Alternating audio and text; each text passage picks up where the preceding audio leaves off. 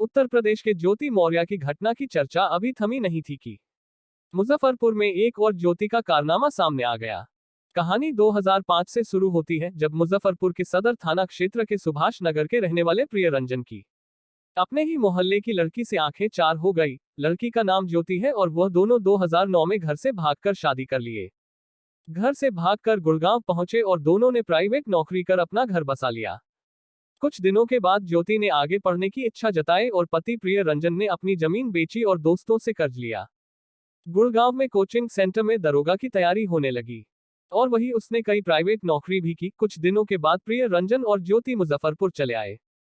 यहाँ के coaching centre में उसका एडमिशन करवाया। वहां पर साथ पढ़ने वाले बैच मित्र सोमेश्वर नाथ झा के साथ उसकी दोस्ती हो गई। दोस्ती धीरे धीरे प्यार में बदल गया और प्यार परवान चढ़ता चला गया। इसके बाद ज्योति पढ़ाई करने के बहाने पटना चली गई। ज्योति पटना में रहकर कोचिंग सेंटर में पढ़ाई करने लगी। वहां सोमेश्वर के साथ लिव इन में रहने लगी। ज्योति के बेटे ने बताया कि मम्मी मुझे वहां ले जाती थी और बच्चों के साथ सुला देती थी, खुद जाकर सोमेश्वर अंकल के रूम में सो जाती थी। 2019 में ज्योति दरोगा बन गई। जब तक बात दरोगा नहीं बनी थी तब तक पति पर आश्रित थी।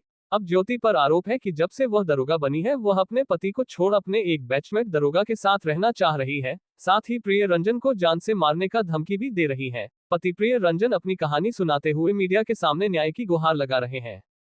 क्या घटना हुई है आपके साथ? हम अपनी पत्नी को पढ़ाते पढ़ाते अपने आप को बर्बाद कर दिए। आज ऐसे हालात है कि वो मेरे पास कुछ भी नहीं है और वो ऑफिसर बनने के बाद अपने आप मुझे पुलिसिया धमकी दिखाती है।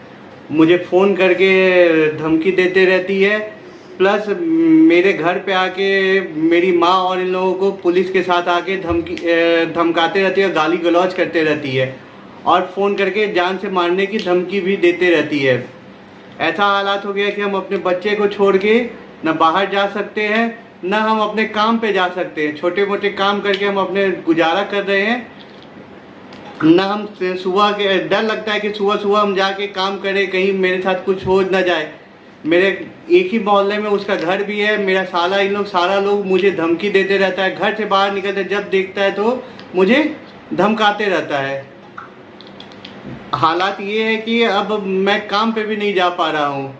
उसे फ़ोन करता हूँ तो वो बार बार धमकी देते रहती है। अब आपकी पत्नी आपके साथ क्यों नहीं रहना चाहती है?